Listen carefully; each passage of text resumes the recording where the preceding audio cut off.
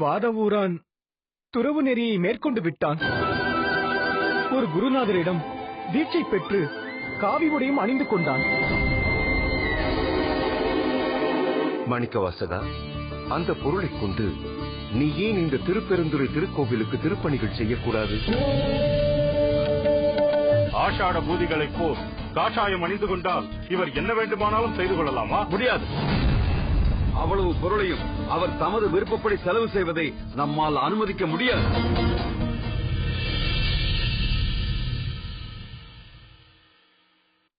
அரசரின் ஆணைப்படி என்னை இங்கிருந்து அழைத்து செல்ல அரண்மனையில் இருந்து ஆட்கள் வந்திருக்கிறார்கள். இந்த நேரத்தில் அவர்தான் இங்கு வந்து நான் என்ன செய்ய வேண்டும் என்பதை எனக்கு விளக்க வேண்டும். மாணிக்கவாசகா,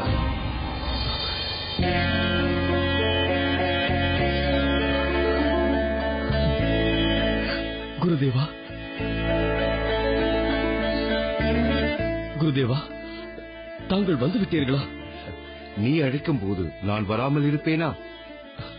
இவ்வளவு நாட்கள் எங்கு சென்றிருந்தீர்கள் குருதேவா? சித்தன் போக்கு சிவன் போக்கு என்று நீ கேட்டதில்லையா?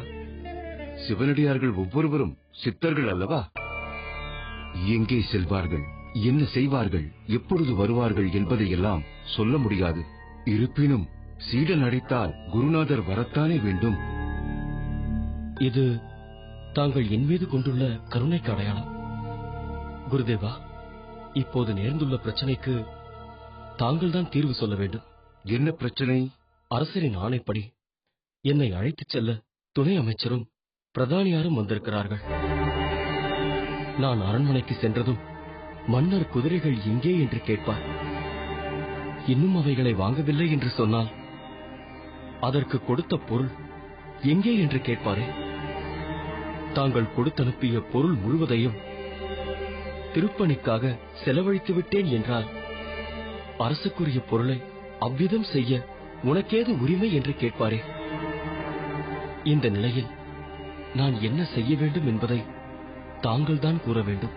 மாணிக்கவாசகா, எந்த தயக்கமுமின்றி இந்த கணமே புறப்பட்டு அவர்களோடு செல்வாயாக.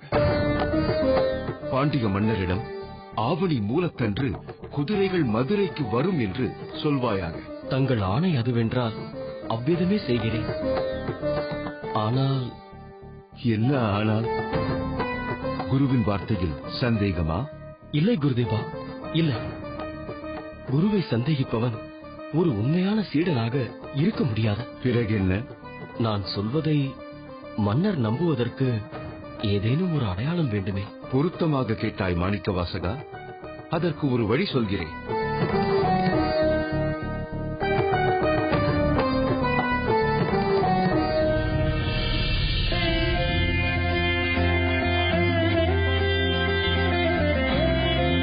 ஆஹா, செக்கச்சிவந்த ரத்தினக்கல், செவ்வண்ண மேனியன் என்றும் செஞ்சடைய நாதன் என்றும் போற்றப்படும் சிவபெருமானின் திருவுருவத்தையே நினைவுபடுத்துவது போல் இருக்கிறது.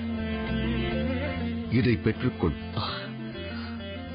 இதை கொண்டு சென்று உன் பொருட்டு குதிரைகளை கொண்டு வரப்போகும் குதிரை தலைவன் தான் பெற்ற பொருளுக்கு ஈடாக மாமன்னருக்கு இதனை தான் செலுத்தும் காணிக்கையாக தந்தான் என்று கூறு. இது போதும் குருதேவா, இது போதும். மன்னர் இந்த ரத்தினக்கல்லை கண்டதும் மற்ற எல்லாவற்றையும் மறந்து மனநிறைவோடு இதை ஏற்றுக்கொள்வார். நான் சொல்லும் வார்த்தையை மனப்பூர்வமாக நம்புவார். நான் சென்று வருகிறேன். ஆசி அருளுங்கள் குருதேவா. உன் புகழ் உலகெங்கும் பரவட்டுமாக.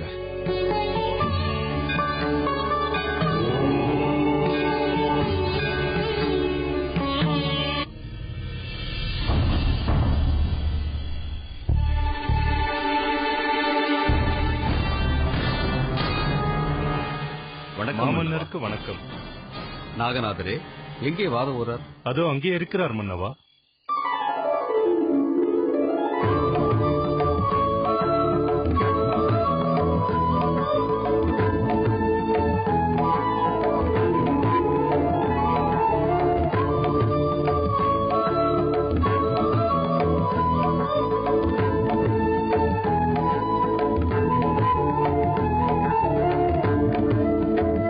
வணக்கம் மன்னவா. வாதவூராரே, இதுதான் தாங்கள் புதிதாக தெரித்திருக்கும் கோலமோ? வாதவூராருக்கும் மாணிக்க வாசகருக்கும் எத்தனை வித்தியாசம்! முற்றிலும் சிவனடியாராகவே மாறிவிட்டீர்களே. ஆம் மன்னவா, என் மனதில் நெடுநாட்களாக இருந்த சில கேள்விகளுக்கு தகுந்த விடையை திருப்பெருந்துறையில்தான் நான் பெற்றேன். அவற்றை எனக்கு உணர்த்திய குருநாதர் தமது கரத்தாலேயே எனக்கு தீட்சை அளித்து இந்த காவி உடையை வழங்கி மாணிக்க வாசகன் என்று தீட்சா நாமம் வழங்கினார். அதனால்தான் அதற்கேற்ப ஆடையை நான் தரித்துக் கொண்டிருக்கிறேன். ஆம், யாமும் அதை பற்றி கேள்விப்பட்டோம். மன்னவா, இவர் எந்த உடையையோ உடுத்திவிட்டு போகட்டும். தங்களிடம் ஒப்புக்கொண்ட பணி என்னவாயிற்றென்று தாங்களே கேளுங்கள் மன்னவா. என்ன? அப்படியானால் நீங்கள் அதை பற்றி விசாரிக்கவே இல்லையா? விசாரிப்பதற்கான அவசியம் ஏற்படவில்லை மன்னவா. கோவிலுக்குள் நுழையும் முன்பே அங்கு திருப்பணிகள் நடந்து கொண்டிருக்கின்றன என்பது தெளிவாக தெரிந்துவிட்டது. அதற்கான பொருளை தந்து அதை நடத்தி கொண்டிருப்பவர் வாதவூரார்தான் என்பதையும் அங்குள்ளவர்கள் தெளிவாக கூறிவிட்டனர். வேண்டுமானால் பிரதானியாரையே கேளுங்களேன். என்ன பிரதானியாரே, நாகநாதர் ஏதோதோ கூறுகிறாரே? மன்னவா, இவர் அங்குள்ளவர்களிடம் ஏதேதோ கேட்டுக் கொண்டிருந்தார் என்பதை நானும் பார்த்தேன். இவர் விருப்பத்திற்கேற்ப அவர்களை அப்படியெல்லாம் சொல்ல வைத்திருப்பாரோ என்று நினைக்கிறேன். ஏனென்றால் வாதவூரர் இதுவரை அந்த பொருளை பற்றியோ குதிரைகள் பற்றியோ எதுவும் சொல்லவில்லை. என்ன, இவ்வளவு தூரம் இணைந்து வந்திருக்கிறீர்கள், அதை பற்றி எதுவுமே தெரியாதா? தெரியாது மன்னவா. எதை பற்றி கேட்டாலும் மாமன்னரிடம் நேரில் சொல்கிறேன் என்கிறார். அதற்கு பிறகு நான் என்ன செய்ய முடியும்? என்ன இருந்தாலும் அவர் பிரதான அமைச்சர். நான் அவருக்கு அடுத்த நிலையில் உள்ளவன் தானே. இதெல்லாம் இப்போது எதற்கு மன்னவா? இதோ வாதவூராரே இங்கு இருக்கிறார். நாங்கள் அழைத்த மறுகணமே எந்த மறுப்பும் சொல்லாமல் புறப்பட்டு வந்து விட்டார். பிறகு என்ன? நேரிலேயே கேட்டுவிடுங்கள். பிரதான அமைச்சர் உங்களிடம் அதை பற்றி சொல்லும் போது நான் இங்கு இருக்கலாமா வேண்டாமா என்பதை இவர் சொல்லிவிட்டால் நான் போய்விடுகிறேன். அதற்கெல்லாம் அவசியமே இல்லை. தாங்கள் தாராளமாக இருக்கலாம்.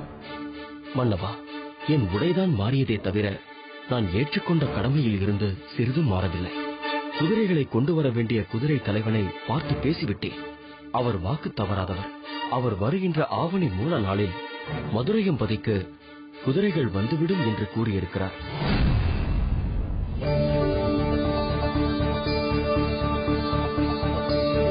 ஆவணி மூல நாள் என்றால் இன்னும் சில நாட்கள் தானே உள்ளன? ஆம் மன்னவா. பிறகு என்ன? இவ்வளவு நாட்கள் காத்திருந்த நாம் இன்னும் சில நாட்கள் காத்திருப்பதில் சங்கடம் எதுவும் இல்லையே? மன்னவா, ஆவணி மூலத்தன்று குதிரைகள் வரும் என்பதற்கு என்ன ஆதாரம்?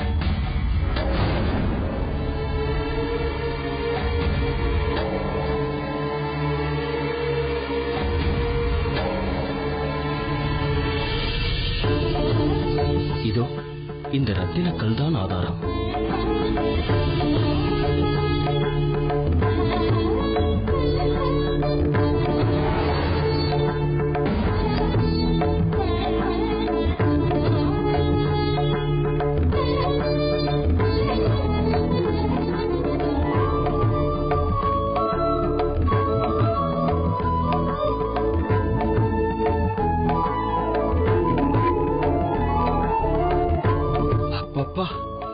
எவ்வளவு பெரிய ரத்தினக்கல்!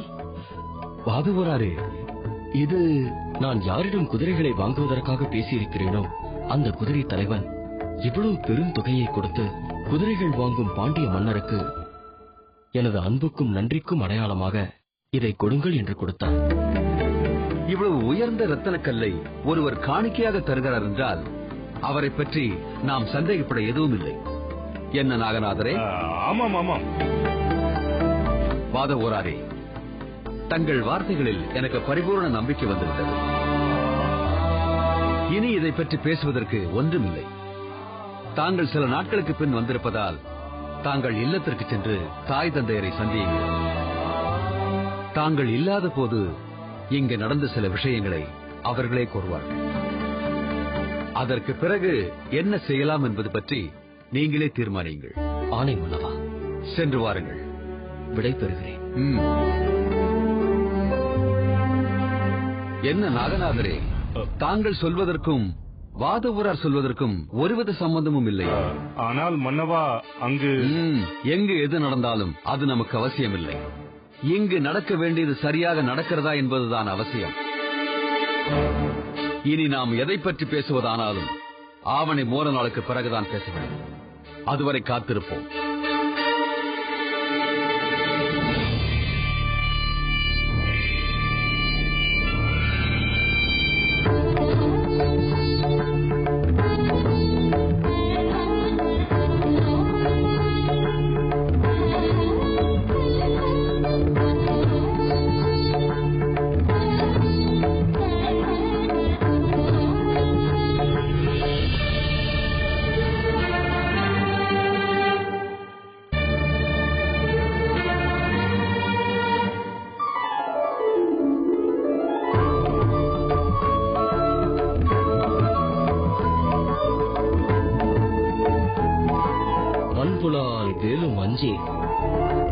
வளைக்கையர் கடைக்கண் அஞ்சே எங்கெல்லாம் முருக நோக்கி அம்பலத்தாடுகின்ற இன்புறு மணியை ஏந்தி இனிதருள் பருக மாட்டா அன்பில்லாதவரை கண்டால் அம்மா நாம் அஞ்சுமாறே. ஆஹா, அற்புதம்!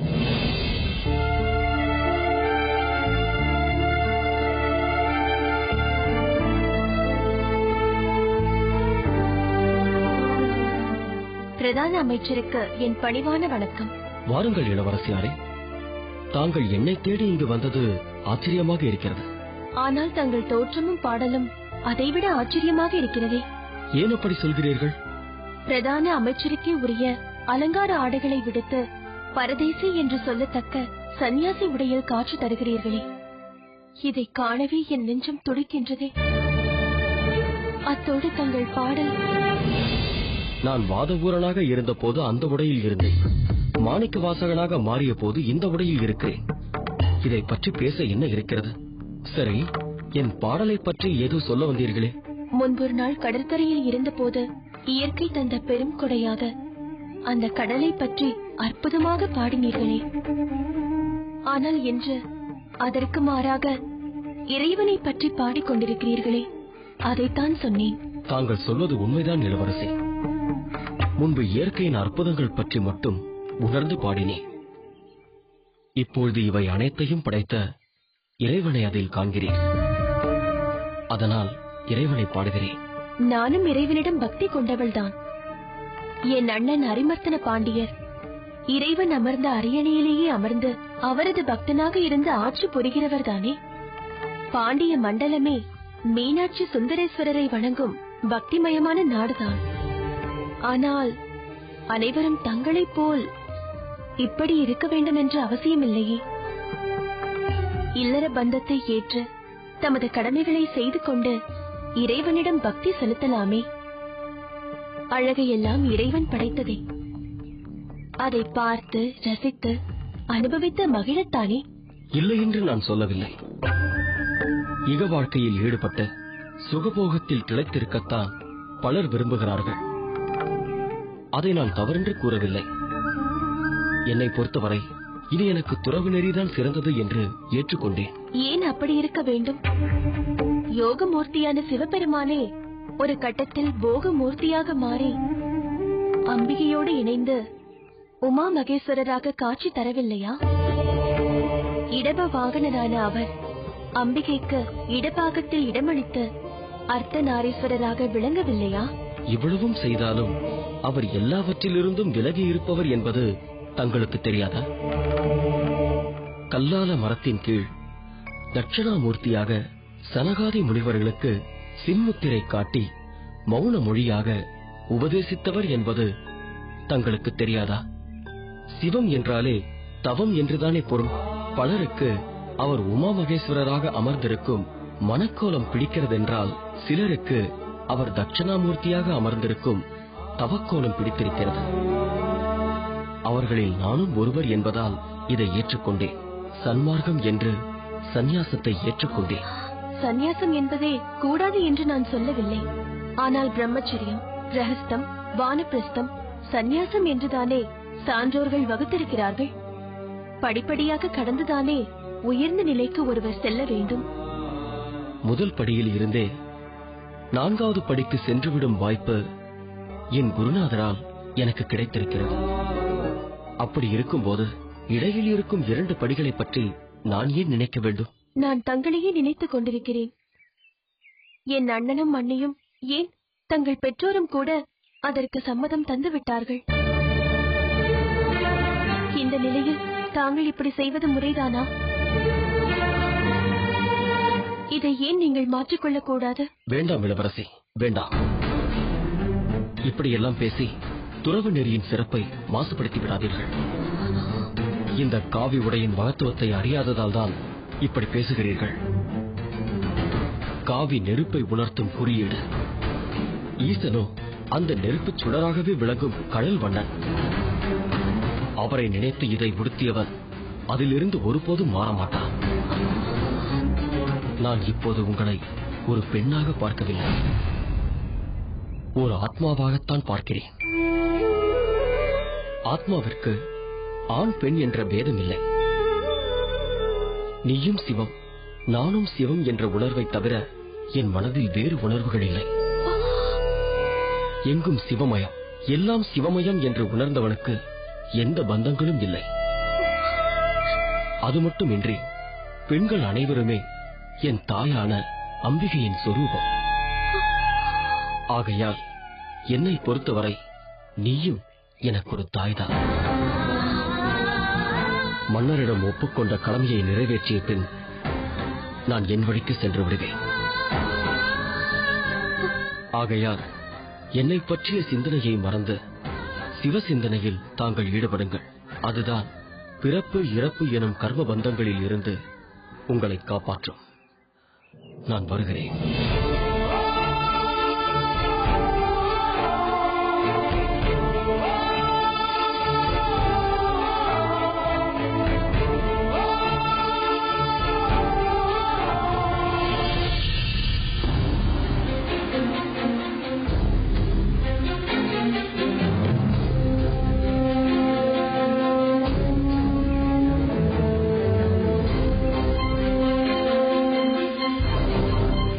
மாமன்னருக்கு வணக்கம். வாருங்கள் நாகநாதரே, என்ன விஷயம்?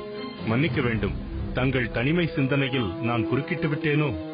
அப்படியெல்லாம் ஒன்றுமில்லை, சொல்லுங்கள். ஆவணி மூல நாள் வந்துவிட்டது. உண்மைதான். ஆனால் வாதவூரார் சொன்னபடி குதிரைகள் வந்து கொண்டிருப்பதற்குரிய எந்த அடையாளமும் தெரியவில்லையே. அதை பற்றி தான் நானும் யோசித்துக் கொண்டிருக்கிறேன். மன்னவா, 4 திசைகளிலும் ஒற்றர் படையை அனுப்பி கண்காணிக்க ஏற்பாடு செய்துள்ளேன். குறிப்பாக கீழை கடற்கரை சாலையிலிருந்து ஏதேனும் குதிரைகள் வரும் ஒலி கேட்கிறதா, பெரும் படை வரும்போது ஏற்படும் தூசி படலம் மேலே பரவுகிறதா என்று பார்க்க ஆட்களை ஏற்பாடு செய்துள்ளேன். ஆனால் இதுவரை அப்படி எதுவும் தெரியவில்லை. எந்த திசையிலிருந்தும் எந்த குதிரைப்படையும் வரவில்லை மன்னவா. எல்லாவற்றையும் நான் கவனித்துக் கொண்டுதான் இருக்கிறேன். ஆனால் இதற்கெல்லாம் பொறுப்பேற்க வேண்டிய வாதவூரரோ இதிலெல்லாம் தனக்கு சம்பந்தமே இல்லை என்பது போல் நிச்சந்தையாக தியானம் செய்து கொண்டிருக்கிறார். இதிலிருந்தே அவர் தங்களை ஏமாற்றுகிறார் என்று புரியவில்லையா மன்னவா? அவர் காவியுடை அணிந்து வந்து ஆவணி மூலம் பற்றி பேசியதெல்லாம் பொய்யென்று தெரியவில்லையா? எதை சொன்னால், எப்படி சொன்னால் தாங்கள் நம்புவீர்களோ அதற்கு தக்கபடி யோசித்து ஒரு ரத்தின கல்லை தாங்கள் கொடுத்த பொருளிலிருந்தே வாங்கி வந்து கொடுத்து விட்டார். ஆக தங்களுக்கு அருகில் இருந்து கொண்டே தங்களுக்கு துரோகம் செய்கிறார் மன்னவா. அப்படியா சொல்கிறீர்கள்? அதில் என்ன சந்தேகம் அரசே? எங்கே சென்று குதிரைகளை வாங்க வேண்டுமோ அந்த கீழைக்கரை பகுதிக்கே அவர் போகவே இல்லையே. இங்கிருந்து சென்றது முதல் வாதவூரார் தங்கியிருந்ததெல்லாம் திருப்பெருந்துறை கோவிலில்தான்.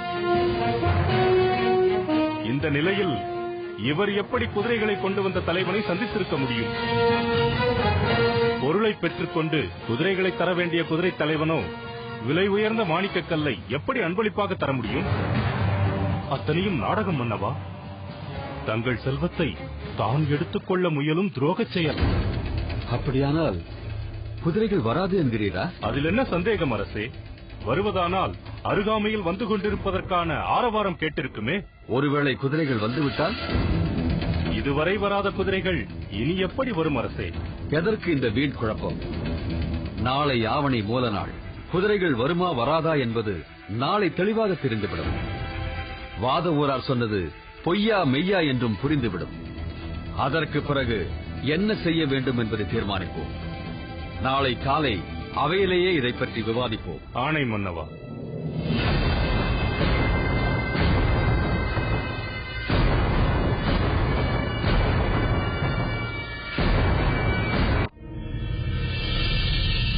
மன்னவா, ஆவணி மூலம் பிறந்து விட்டது. நமது மதுரை எம்பதியின் கோட்டை வாசல்கள் திறந்தே இருக்கின்றன. ஆனால் குதிரைகள் தான் வரவே இல்லை. உண்மைதான். இதுவரை வராத குதிரைகள் இனியும் வரும் என்று நம்புவதற்கில்லை. அரசே, தாங்கள் தந்து அனுப்பிய பொருளுக்கு எண்ணற்ற குதிரைகள் வந்திருக்க வேண்டும். அவை வருவதானால் அதன் தூசிப்படலம் தலைநகரை நெருங்குவதற்கு முன்பே தெரிந்திருக்க வேண்டும். வாதவூராரே, இதற்கு என்ன பதில் சொல்கிறீர்கள்? குதிரைகள் ஏன் இன்னும் வரவில்லை? மன்னா, அது கேட்டதற்கு பதில் சொல்லுங்கள். ஏன் மழுப்புகிறீர்கள்? பதில் சொல்லுங்கள். அதை நான் சொல்கிறேன் மன்னவா.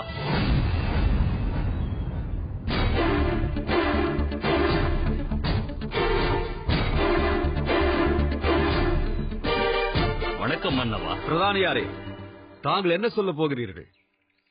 வந்துவிட்டன மன்னவா. குதிரைகள் அனைத்தும் வந்துவிட்டன. குதிரைகள் வந்துவிட்டனவா? யார் கொண்டு வந்திருக்கிறார்கள்? வாதவூரர் கொண்டு வர சொன்னதாக சொல்லி குதிரை தலைவன் கொண்டு வந்திருக்கிறார்.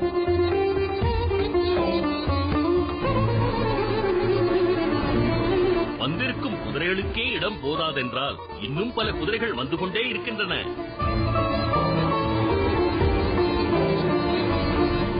மன்னிக்க வேண்டும் வாதவூராரே, குதிரைகள் வர தாமதமானதால் ஏதேதோ நினைத்துவிட்டேன். அனைத்தும் அந்த இறைவனின் திருவிளையாடல் மன்னா. எந்த நேரத்தில் எது நடக்க வேண்டும் என்பது அவர் ஒருவருக்குத்தான் தெரியும். பிரதானியாரே, குதிரைகள் வந்துவிட்டன என்றால் குதிரை தலைவனும் வந்திருக்க வேண்டும் அல்லவா? அவரை ஏன் அழைத்து வரவில்லை? அழைத்து வந்திருக்கிறேன் மன்னவா. தங்கள் அனுமதி பெற்று அவரை அழைக்கலாம் என்று வெளியே நிற்க வைத்திருக்கிறேன். அவரையும் அழையுங்கள். இதோ அழைக்கிறேன் மன்னவா.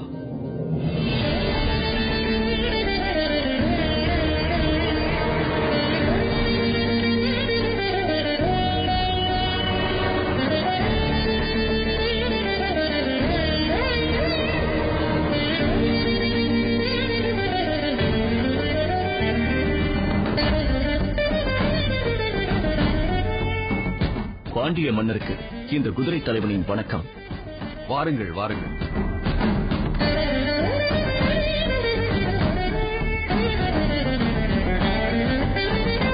என்ன வாதவூரரே, அறிமுகமான ஒருவர் வந்தால் அவரை வரவேற்று அரசர் முதலானோரிடம் அவரை பற்றி சொல்ல வேண்டாமா? ஓ, ஒரு குதிரை வியாபாரியை பற்றி சொல்வதற்கு என்ன இருக்கிறது என்று பேசாமல் நிற்கிறீரோ? ஏன் இப்படி நினைக்கிறீர்கள்? தாங்கள் சொன்னது சொன்னபடி இன்றைய தினம் இங்கு வந்து என்னை வியக்க வைத்து விட்டீர்கள். அதனால் நான் என்னை மறந்து நிற்கிறேன். தங்கள் கௌரவத்தை காப்பாற்ற வேண்டியது என் பொறுப்பல்லவா? ஆனால் ஒன்று, இப்பொழுது இந்த அளவிற்கு வியப்படைய வேண்டியதில்லை. இன்னும் தங்களுக்கு பல அதிசய அனுபவங்கள் ஏற்பட வேண்டியுள்ளன. எல்லாம் என் குருநாதரின் பணம். குதிரை தலைவரே, தங்களின் பெயர்? மாசிலாமணி. ஓ, அம்பலத்தரசரின் பெயரே தங்களுக்கு பெயராக அமைந்து விட்டதோ? சரி, தாங்கள் கொண்டு வந்துள்ள குதிரைகளை பற்றி சொல்லுங்கள். மன்னவா, நான் கொண்டு வந்த குதிரைகளில் வெண்ணிறம் கொண்டவை, பொன்னிறம் கொண்டவை, சிவந்த நிறம், கருப்பு நிறம் என வெவ்வேறு வண்ணம் கொண்டவை. வெவ்வேறு நாடுகளிலிருந்து வந்தவையாதலால் அவற்றிற்கேற்ப வண்ணங்களும் மாறுகின்றன. வண்ணங்கள் பல என்றால் அவற்றுக்கு சாரி 2 ஆகும், நடைகள் 5 ஆகும். அவற்றுக்கும் மேலே இசைத்த 5 கதியும் கொண்டவை. மன்னவா, இவர் சொல்வதெல்லாம் வியப்பூட்டுவனவாக உள்ளன. அவற்றை பற்றி அறிந்து கொள்ள வேண்டும் என்ற ஆவல் ஏற்படுகிறது. மன்னர் அனுமதித்தால் அதையெல்லாம் சொல்ல காத்திருக்கிறேன். அனுமதியா? நானும் வாத ஊராரை போல் தங்கள் பேச்சை கேட்டு மெய்மறந்து நிற்கிறேன். சொல்லுங்கள். சாரி 2 என்பது உங்கள் அனைவருக்கும் தெரிந்ததுதான். குதிரை மேல் அமர்ந்திருக்கும் நாம் வலது பக்கம் போக வேண்டும் என்று விரும்பி கயிறை அதன் வலது பக்கம் போட்டால் அது அப்படி போகும். இடது பக்கம் போட்டால் அது இப்படி போகும். அதனால் அதை வலதுசாரி இடதுசாரி என்பார்கள். தாங்கள் சொல்வது சரிதான். குதிரை சவாரி செய்யும் அனைவரும் அறிந்ததுதான். மேலும் சொல்லுங்கள். மன்னவா, சுழியும் கதியும் குதிரைகளின் இலக்கணத்தில் முக்கியமாக இடம்பெறுபவை. ஒரு சுழி கொண்ட குதிரை அது வலிமையற்றதாகும். இரு சுழி கொண்ட குதிரை அதை வாங்கியவனுக்கு வறுமையை ஏற்படுத்தும்.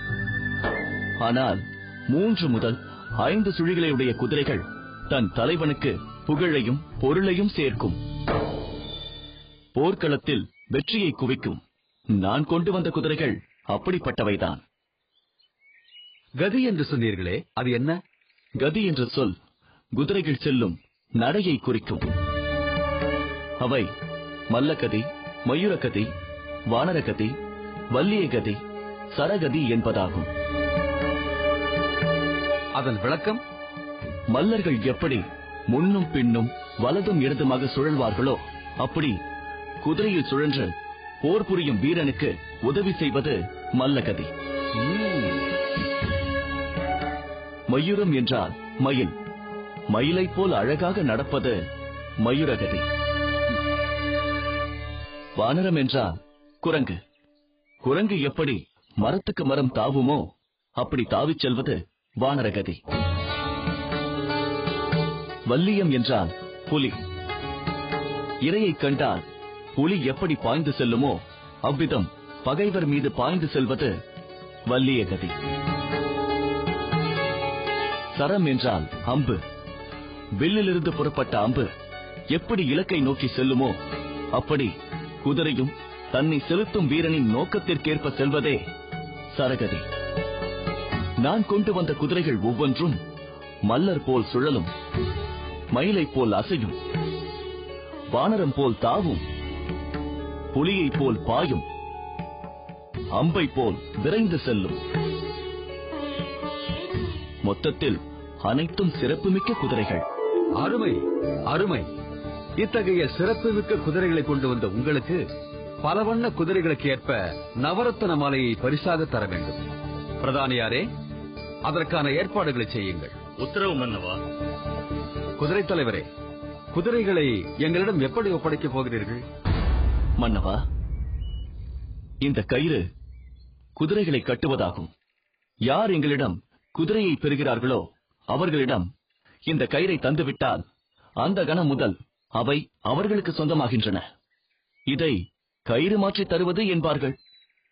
நானும் அவ்விதமே தந்துவிடலாமா? இப்பொழுதே தந்துவிடலாம். உங்கள் குதிரைகளை நான் மகிழ்ச்சியோடு ஏற்றுக்கொள்கிறேன். வாருங்கள்.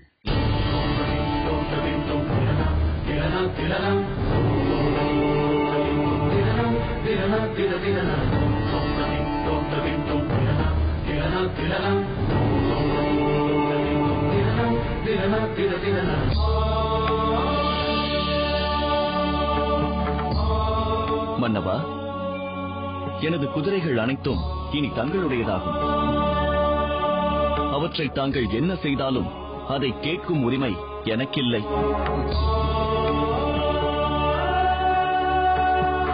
அதேபோல் அந்த குதிரைகளால் இனி என்ன நேர்ந்தாலும் நான் அதற்கு பொறுப்பாளி அல்ல. அவ்வாறே ஆகட்டும். தாங்கள் இன்று எம்மோடு இருந்து மன்னிக்க வேண்டும். இதே அளவு குதிரைகள் இன்றும் வந்து இறங்குகின்றன.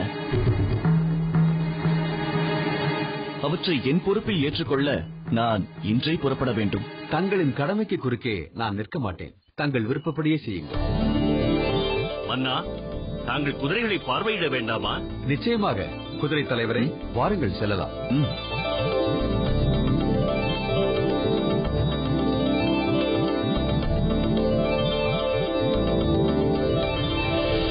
என்ன மாணிக்க வாசகரே, தன்னை மறந்து நின்று விட்டீர்கள்? மாணிக்க வாசகன் என் குருநாதர் எனக்கிட்ட பெயர். அது எப்படி தங்களுக்கு தெரியும்? தங்களை திருப்பணிக்காக தாங்கள் கொண்டு வந்த பொருளை எல்லாம் செலவு செய்யும்படி கூறிய தங்கள் குருநாதர் தங்களுக்காக இந்த குதிரைகளை கொண்டு செல்ல வேண்டும் என்று சொன்ன போது தங்கள் பெயரை மட்டும் சொல்லாமல் இருப்பாரா? உண்மைதான். என் குருநாதரின் கருணைக்கு ஈடே இல்லை. இவ்வளவு குதிரைகள் எங்கிருந்தன, எப்படி வந்தன என்றே எனக்கு புரியவில்லை. நதி மூலம் ரிஷி மூலம் ஆராயக்கூடாது என்பார்கள். அதே போல் பரிமூலமும் பார்க்கக்கூடாது. உண்மைதான். மன்னர் நினைத்ததை விட இத்தனை வகையான பரிகள் வரும் என நான் சற்றும் எதிர்பார்க்கவில்லை. பரிகளை அழைத்துக் கொண்டு அதன் மேல் பவனி வந்திருப்பதால் பரிமேல் அழகர் என்ற பெயர் தங்களுக்கு பொருத்தமாக இருக்கும். ஆஹா, பரிமேல் அழகர், அருமை அருமை. தாங்கள் சூட்டிய இந்த பெயரை நான் விருப்பத்தோடு ஏற்றுக்கொள்கிறேன். இனி என்னை பரிமேல் அழகர் என்றே மக்கள் அறியட்டும். நான் சென்று வருகிறேன்.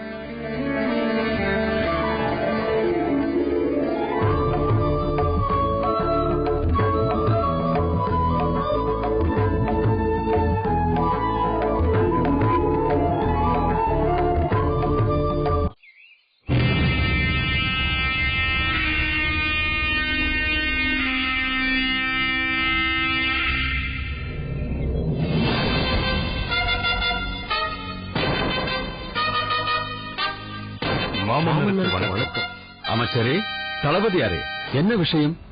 விடுந்ததும் இவ்வளவு விரைவாக என்னை சந்திக்க வேண்டும் என்று வந்திருக்கிறீர்கள்? மன்னவா, நம் மதுரை என்பதில் நேற்று இரவு நடக்கக்கூடாத அசம்பாவிதம் ஒன்று நடந்துவிட்டது. அதை பற்றி சொல்லவே இவ்வளவு அவசரமாக வந்தோம். என்ன விஷயம்? அந்த குதிரை தலைவன் கொண்டு வந்த பரிகள் எல்லாம் நரிகளாக மாறி நம் நகரையே நாசம் செய்து விட்டது. என்ன சொல்கிறீர்கள்? அது எப்படி நடக்க முடியும்? பரிகள் எப்படி நரிகளாக மாற முடியும்? நாங்கள் எங்கள் கண்களாலேயே பார்த்தோம் மன்னவா. உண்மையாகவா சொல்கிறீர்கள்? ஆம் மன்னவா. திடீரென குதிரைகள் கட்டப்பட்ட இடத்திலிருந்து நரிகள் ஊளையிடும் சத்தம் கேட்டது. இது என்ன விபரீதம் என திகைப்படைத்து வீரமல்லனை அழைத்துக் கொண்டு ஓடினேன். அங்கு சென்று பார்த்தபோது அங்கு நடந்ததை எங்களால் நம்பவே முடியவில்லை. அப்படி என்னதான் நடந்தது? சில பரிகள் நரிகளாக மாறியிருந்தன, மற்ற பரிகள் நரிகளாக மாறிக்கொண்டிருந்தன. அதைக் கண்டு என்ன செய்வதென்றே புரியாமல் சற்று மறைவாக நின்று அதை பார்த்துக் கொண்டிருந்தோம் மன்னவா. இதை என்னால் நம்பவே முடியவில்லையே. ஆனால் இவை அனைத்தும் உண்மை மன்னவா. பரிகள் நரிகளாக மாறியவுடன் கட்டுக்களை அவிழ்த்துக் கொண்டு ஓடத் தொடங்கின. அதில் சில நரிகள் ஏற்கனவே நம்மிடம் இருந்த குதிரைகளை கடித்து குதறி அவற்றையும் கொன்றுவிட்டன. இப்போது நம்மிடம் 4 வகை படைகளில் குதிரைப்படையே இல்லை என்ற நிலை ஏற்பட்டுவிட்டது மன்னவா. அந்த குதிரை தலைவன் கொண்டு வந்த பரிகள் எல்லாம் எப்படி நரிகளாக மாறின? மன்னா, ஒருவேளை அவன் நரிகளையே பரிகளாக்கி கொண்டு வந்திருந்தான். ஆம், அப்படித்தான் இருக்க வேண்டும். நரிகள் தான் பரிகளாக மாறி இருக்க வேண்டும். அதனால்தான் அந்த பரிகள் இரவு நேரம் வந்ததும் மீண்டும் நரிகளாக மாறிவிட்டன. அப்படியானால் அந்த குதிரை தலைவனாக வந்தவர் மாயாவியாகத்தான் இருக்க வேண்டும். நரிகளை பரிகள் என்று காட்டி அவன் நம்மை ஏமாற்றினான். மன்னவா, அந்த ஏமாற்றுக்கார மாயாவியை இங்கு வரவழைத்து மதுரையில் பெரும் நாசத்தை ஏற்படுத்தியவன் யார்? அந்த வாதவூரன் தானே? மதுரை நகரமே அதிர்ச்சி அடைந்து நடுநடுங்கும்படி செய்தவன் யார்? அந்த வாதவூரன் தானே? பேரரசரிடம் பெரும் பொருளை பெற்றுச் சென்று வேறு எதற்கோ செலவழித்து விட்டு மாய குதிரைகளை கொண்டு வந்து காட்டி பாண்டிய நாட்டுக்கே பெரும் துரோகத்தை செய்திருப்பவன் யார்? வாதவூரன். எவனது திறமையை மதித்து நான் பிரதான அமைச்சர் பதவியை தந்தேனோ அந்த வாதவூரன். பல கலைகளை கற்ற அவன் மாயாஜாலமும் கற்றவன் என்பதை நம்மிடமே காட்டிவிட்டான். இதன் விளைவு எவ்வளவு கடுமையாக இருக்கும் என்பதை நான் அவனுக்கு காண்பிக்கிறேன். உடனே சென்ற அந்த வாதவூரனை சிறைப்படுத்து.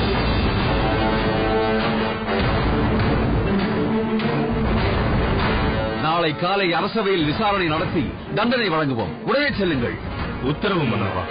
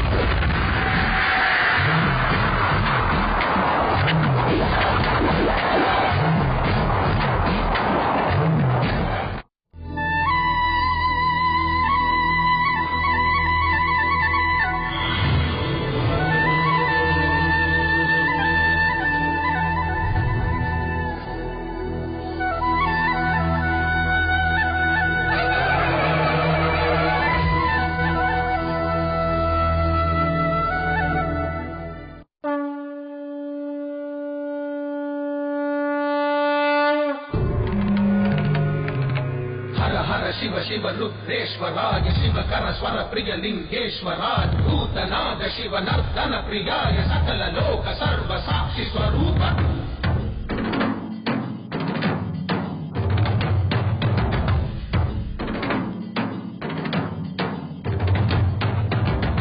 சூடிய நாதனே கங்கை நாடிய வேதனே மங்கை கூடிய பாகனே ஈசா ஆக்கும் போதிலவன் பிரம்மனே காக்கும் போதிலவன் விஷ்ணுவே நீக்கும் போதிலவன் ருத்ரனே ஈசா அகிலமே ஆடும் வண்ணம் சபைகளில் ஆடும் பாதம் உடலகில் ஆடல் செய்தது ஏனோ அமுதமே வேண்டும் என்று கடலையே கடைந்த போதில் அதில் வரும் நஞ்சையே பிராயேனோ சதுர்வேதம் பாடவே கவியாகும் போற்றவே எமை காக்க வந்த நீ புவியாகும் காப்பாய் நீ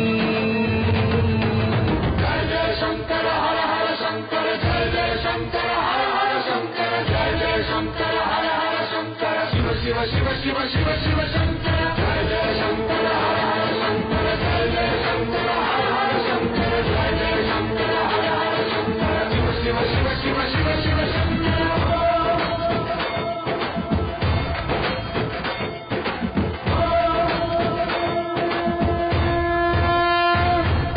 வேதகீதங்கள் யாவும் ஈசனை போற்றுதே கோலங்கள் காட்டியாடும் நாதனை பாடுதே ஆரூரன் தந்த பாடல் அடியாரை போற்றுதே அதில் காணும் நாயன்மாரின் பக்தியை பாடுதே சம்பந்த தேவாரம் கேட்டு சாம்பல் பெண்ணானதே அப்பர் தாண்டகம் கேட்டு நாகம் உயிர் தந்ததே அடநாடென்ன காடென்ன குலமென்ன பிரிவென்ன எல்லோரும் அடியார்களே எங்கள் சூடிய நாதனே கங்கை நாடிய வேதனே மங்கை கூடிய பாகனே ஈசா ஓம் நம சிவாய ஓம் நம சிவாய ஓம் நம சிவாய ஓம் நம சிவாய ஓம் நம சிவாய